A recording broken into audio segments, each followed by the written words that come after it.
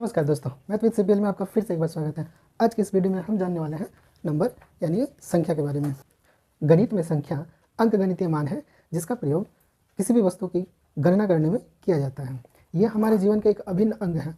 जैसे आप किसी भी किराने स्टोर पर जाते हैं, आप सामान लेते हैं, इसके बदले आप उन्हें कुछ रुपये देते हैं जो संख्या के रूप में आते हैं। जैसे आप 10 रुपये का नोट दिए तो ये 10 क्या है, एक संख्या है। या 100 का नोट दिए, 100 भी एक संख्या है। दुकानदार इसके बदले में आपको कोई सामान देता है जो वज़न करके देता है।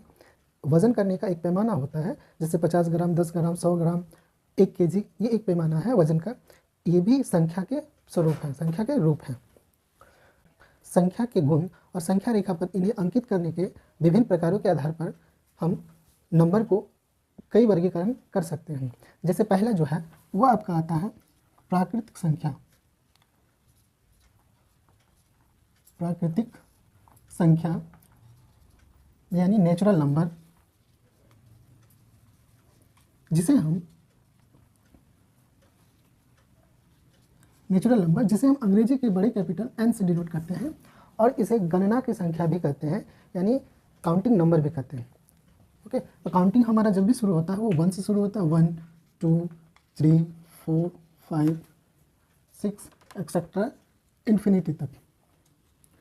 ये सारे नंबर प्राकृतिक संख्या कहलाते हैं। दूसरे नंबर पर हमारे आते हैं पूर्ण संख्या।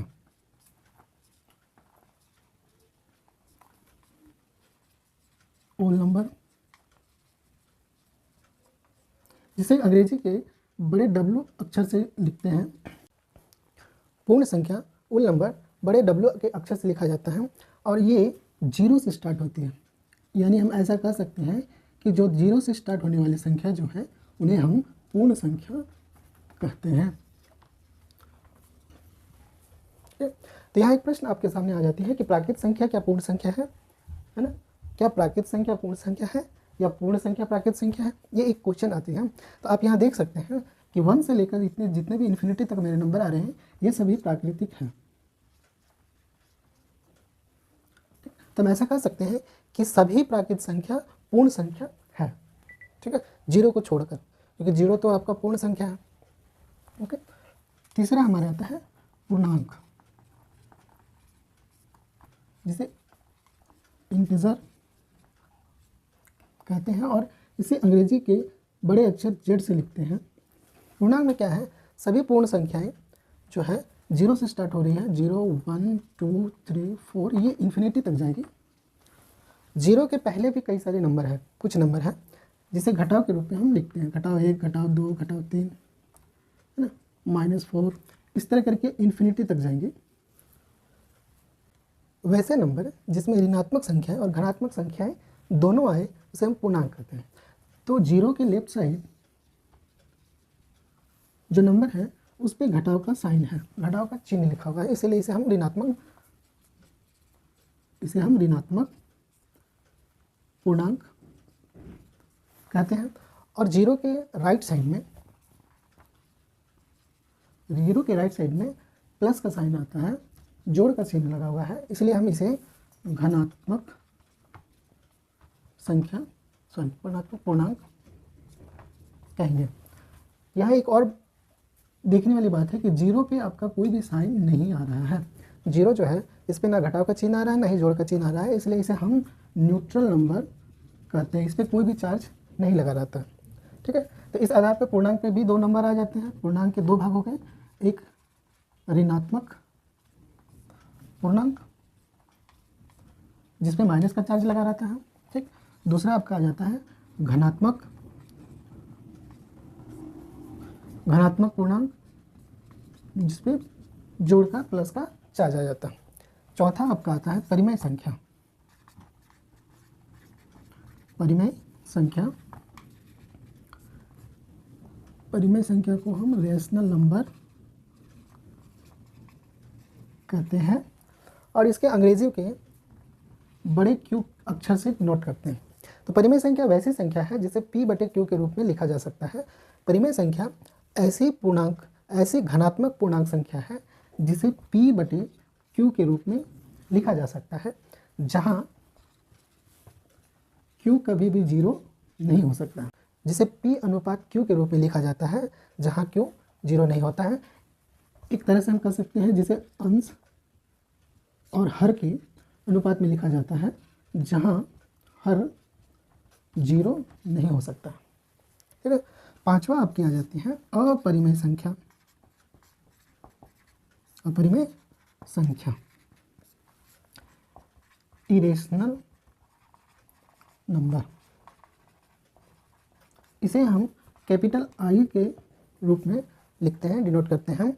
और परिमेय संख्या का ही अपोजिट रूप है कि जिसे P बटे Q के रूप में लिखा जा सकता है उसे परिमेय कहते हैं, और जिसे P बटे Q के रूप में, P बाई Q के रूप में नहीं लिखा जा सके उसे हम अपरिमेय संख्या कहते हैं। ठीक, तो इसके कई सारे उदाहरण हो सकते हैं, √2, √3, √5 या पाई का मान, है ना, या पाई का मान। ये सारे अपरिमेय संख्याएं होती हैं। छठा आपका आता है पूर्णांकों के गुण के आधार पर कई सारी संख्याएं होती हैं, जैसे सम संख्या, इवन नंबर। इवन नंबर, सम संख्या वैसी संख्या है जिसे 2 से विभाजित किया जा सके, या फिर जिसे 2 से विभाजित करने पर जिसका शेषफल 0 हो जाए उसे हम सम संख्या कहते हैं। ठीक है, जैसे कि 2, 4, 6, 8, 10, 12, 14 इन्फिनिटी तक। इसे हम 2 से विभाजित करें, ठीक है, इसका शेषफल भी 0 हो जाएगा। अगर 4 को भी 2 से विभाजित करते हैं तो इसके शेषफल में 0 आएंगे।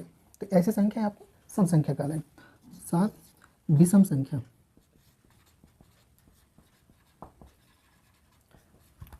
Odd number. ऑड नंबर क्या है? वैसी संख्या है जिसे 2 से विभाजित करने पर शेषफल 0 ना आके कोई दूसरे नंबर हो सकते हैं, है ना, जैसे 3, 5, 7, 9, 11, 13, इस तरह करके नंबर कई सारे जाते हैं। अब अगर हम इसे 2 से विभाजित करते हैं तो इसमें क्या एक शेषफल बाकी रह जाता है। 5 को भी अगर 2 से डिवाइड करते हैं इसमें भी शेषफल 1 रह जाएगा। ऐसे नंबर को हम विषम संख्या कहते हैं। 8वां नंबर आपकी अभाज्य संख्या। अभाज्य संख्या, प्राइम नंबर। वैसी संख्या जिनके मात्र 2 ही गुणनखंड होते हैं उन्हें हम अभाज्य संख्या कहते हैं, या जिनके 2 ही भाजक होते हैं उन्हें हम अभाज्य संख्या कहते हैं। एक तो वो स्वयं ही नंबर, खुद का नंबर, और दूसरी जो नंबर है वो 1 होता है। ठीक, जैसे हम 2, 3, 5, 7, आपका 11, 13, 17, 19, ये एक्सेट्रा। तो अगर 2 की बात करें तो 2 का गुणनखंड 2 ही होगा, 2 × 1, है ना। एक तो वो 2 स्वयं नंबर है, दूसरा 1। ये कंडीशन हर संख्या पे है। जैसे अगर 3 की बात करें हम तो 3 × 1, ये एक ही संख्या है, खुद का संख्या है, और 1, वैसे सारे पे होगा। तो ऐसे संख्याओं को हम अभाज्य संख्या कहते हैं। 9, भाज्य संख्या।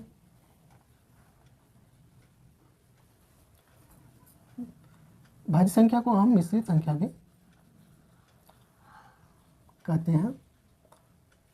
ये कंपोजिट नंबर,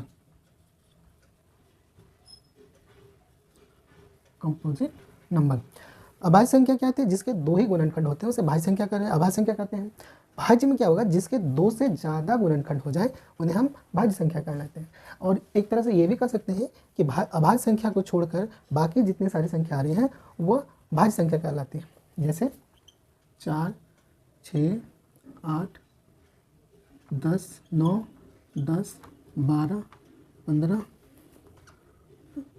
18, इस तरह करके बहुत सारे नंबर। अब क्या बात करते हैं 4 का, तो 4 के गुणनखंड 2 × 2 भी कर सकते हैं, × 1, तो 4 × 1 भी कर सकते हैं, तो है ना। तो अब इसके गुणनखंड निकालते हैं तो 2 भी हैं, 4 भी हैं, 1 भी हैं, 2 से ज़्यादा हो गए। ठीक है, तो ऐसे हम भाज्य संख्या कहलाएंगे। 6 का भी निकालें, 6 × 1, 3 × 2 × 1, है ना। तो ये कई सारे गुणनखंड इसके निकले, इसलिए भाज्य संख्या। एक नंबर को हम, एक संख्या को न भाज्य कहते हैं न अभाज्य। एक नंबर ना ही भाज्य है ना ही अभाज्य है। ठीक, एक को छोड़कर। अगला जो नंबर आते हैं वो है दशमलव संख्या, डेसिमल नंबर। तो वैसी संख्या जिसपे दशमलव का अंकित हो, वैसी संख्या जिसमें दशमलव अंकित हो, या जिसके हर में 10 का गुणज हो, जिसके हर 10 के गुणज हो, या दशमलव जिस संख्या में अंकित हो, जैसे 1/2, 1.2, 1.1, 0.5, 2.5, 1.6, 3.2, ये सारी संख्याएं दशमलव की संख्या है, जिसपे दशमलव अंकित है। 11 संख्या। अगली है वास्तविक संख्या, रियल नंबर।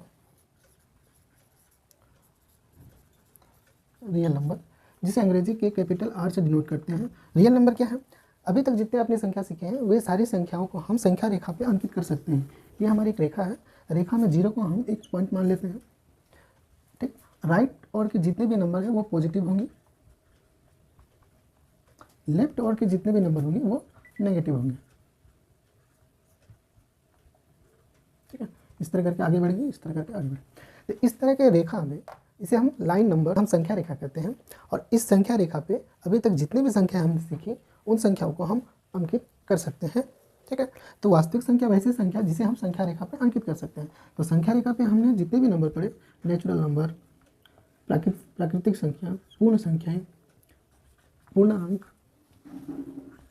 परिमेय संख्या, अपरिमेय संख्या, भाज्य संख्याएं, अभाज्य संख्या, सम संख्या, विषम संख्या, इन सभी संख्याओं के बारे में हमने पढ़ा। ये सभी संख्याएं वास्तविक संख्या कहलाती है, क्योंकि इसे हम संख्या रेखा पे अंकित कर सकते हैं। अगला काल्पनिक संख्या, जिसे हम इमेजिनरी नंबर, ये अंग्रेजी के कैपिटल NA से डिनोट होता है, ठीक है। काल्पनिक संख्या इमेजिनरी कैपिटल NA से डिनोट होता है। वास्तविक संख्या के जस्ट अपोजिट है। जैसे वास्तविक संख्या को संख्या रेखा पे अंकित कर सकते हैं, उसी तरह काल्पनिक संख्या को हम संख्या रेखा पे अंकित नहीं कर सकते हैं। इसकी एक इकाई होती है -√1, √1 माइनस को हम स्मॉल i से डिनोट करते हैं, जिसे हम काल्पनिक इकाई कहते हैं। तो यहाँ पे i को हम काल्पनिक इकाई होती है, जिसका मान -1 होता है, ठीक है। अगला नंबर होता है जटिल। अगला नंबर है जटिल संख्या, कॉम्प्लेक्स नंबर, जिसे हम कैपिटल C से डिनोट करते हैं। ये क्या है? वास्तविक संख्या और काल्पनिक संख्या के समावेश सम को हम जटिल संख्या कहते हैं। वास्तविक संख्या और काल्पनिक संख्या के मेल के नंबर को हम जटिल संख्या कहते हैं, कॉम्प्लेक्स नंबर कहते हैं। इसे हम A + BI के रूप में लिखा जाता है, जहाँ पे A एक वास्तविक संख्या, जहाँ पे A एक वास्तविक संख्या है, रियल नंबर है, और I जो है वो एक काल्पनिक इकाई है, ठीक है।